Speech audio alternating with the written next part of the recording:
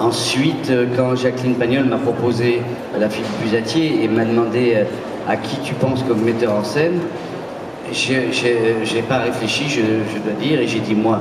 Et après, je sais pourquoi j'ai dit moi, parce qu'au fond, je ne voulais laisser à personne le soin de raconter cette histoire qui m'appartenait.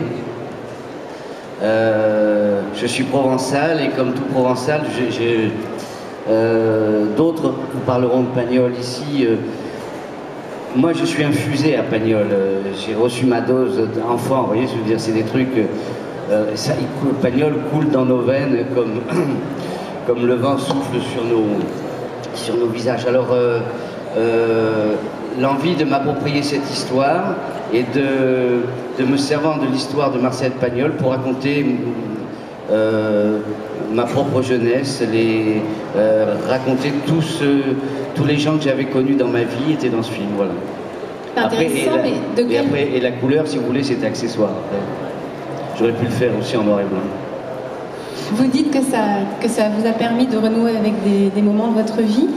Quelles sont les choses comme ça que vous avez mis dans le film qui vous appartiennent? J'ai mis des choses... Ça m'appartient, en même temps ça appartient à tout le monde. J'ai mis la relation que je n'ai plus avec ma mère, j'ai parlé d'un jeune homme que j'ai bien connu et qui a bien connu les motos. Voilà, j'ai parlé de plein de choses qui me sont personnelles. Et puis aussi que nous avons en commun, qui sont toutes ces valeurs et toute la force des sentiments de Marcel Pagnol. J'ai parlé d'où je venais, des gens qui m'avaient élevé, de cette fierté d'être pauvre.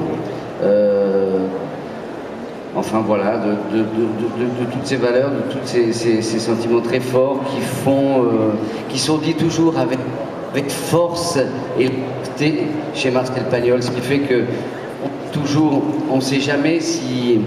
On est toujours dans l'émotion et dans la profondeur. Voilà.